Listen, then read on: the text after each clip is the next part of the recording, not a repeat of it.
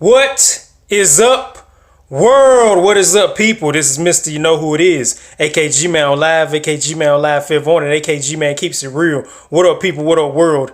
This is the 7th installment of Civil War Shaming Tactics.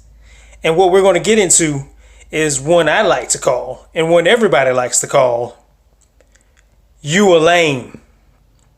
You a lame. Always talking about your little chain. You a lame.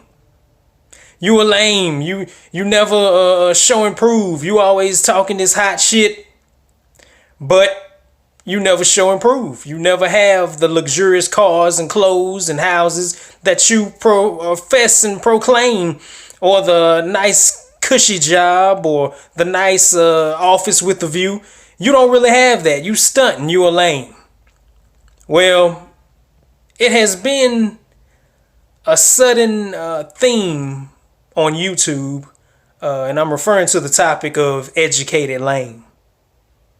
And it seems that even before educated lame was coined on YouTube, the phrase you a lame has been used on many social medias and avenues throughout the global worldwide web, worldwide browser, whatever you want to call it, whatever, what have you.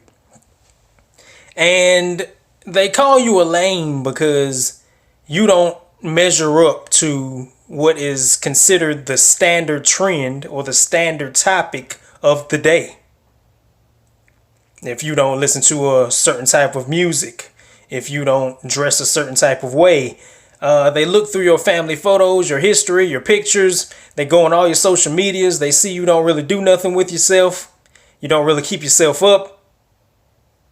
They either refer to you as either the variations of a bum, a nerd, a geek, a loser, or you a lame. So you get into these debates and these debacles with a lot of these sisters online. You try to articulate yourself in a certain way that it's kind of over their head. They kind of don't overstand or understand what you're saying. You use a lot of big terms, a lot of big words. You passed English in high school and throughout your college years and grad school. You are a very good English student, so you know the King's English.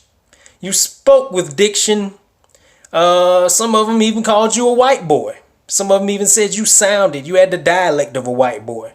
And when you get on these social medias, preferably YouTube, the late great Vine, or you get on these Snapchats, maybe they think you're a little bit corny. They think you're a square because you talk with such diction.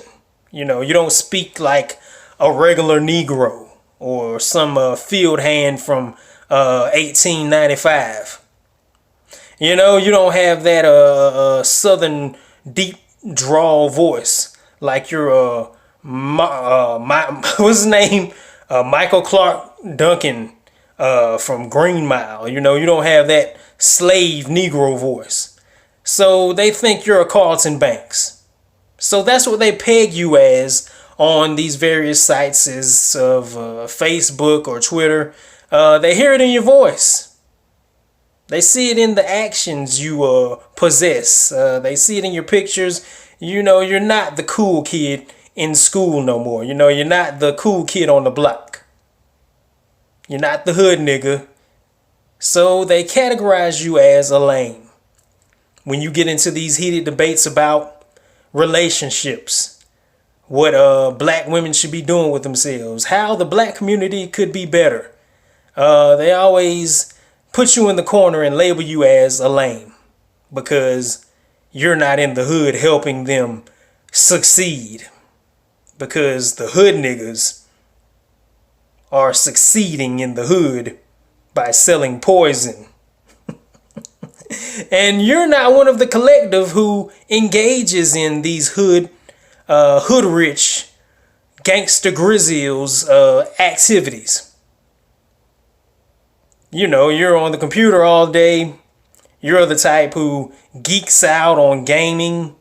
You're the type that, you know, goes to these gaming tournaments and these gaming rituals and you wait in line for iPhones.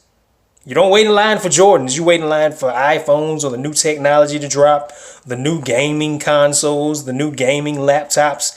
You're online hunting on Cyber Monday while everybody else is trying to get over a hangover from last Saturday.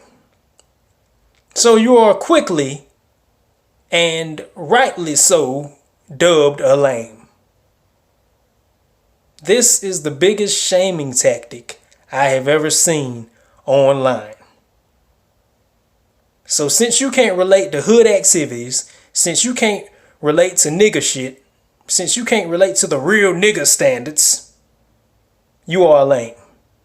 If you have black skin and you are a Negro and you don't do the hood shit, you are lame. This is what society throws at black men who excel, who do well for themselves, who move away from that shit. And when they come into these debates or in these fully black groups, these melanated groups, these king and queen groups, they can't speak with diction. They can't speak with eloquent, speech and eloquent diction and accent. They have to sound niggerish. But it's kind of funny because black women can get away with this shit. Yes, black women are called white girls if they sound too white. Yes, black girls will be pegged, quote unquote, nerdy or geeky. But it doesn't equal with the so-called educated lame or classic man, as BGS calls it. It doesn't equal out. We don't have the same struggle because that said black woman can still be respected if she doesn't open her mouth. If she doesn't spread the clear divide of somebody who is educated versus somebody who doesn't really know too much about what the said topic is. See, when you're a black man who tries to school the community on how things are supposed to be run, you are quickly shunned. You a lame nigga. You don't know our struggle. You don't know our pain. You a lame. You stayed in the house. We was on the fucking court, nigga. You a house nigga. We some field niggas. Like either one is even better than the other one. All of y'all are niggas to outside races. Cut the shit. The nigga don't do shit like you do, nigga. It's okay. It's okay. He doesn't ball every day, morning and night, night and day. He doesn't go on the Ave with his hot stolen car, flossing for the bitches that he know he can't get. It's okay.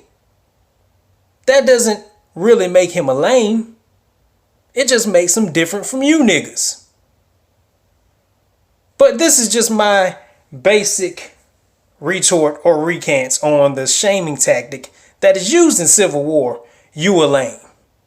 Just because this Negro does things and lives his life differently from your moral standard and your moral code, it doesn't quite make him a square, because like the infamous Outkast said, just because he wears glasses doesn't mean he isn't down for the cause. And just because he wears dreads doesn't mean he ain't down for the fall. I think that's how it went. But this has been Civil War Shaming Tactics number 7. You a lame. Let me know what y'all think in the comment section. Subscribe. I'm out of here.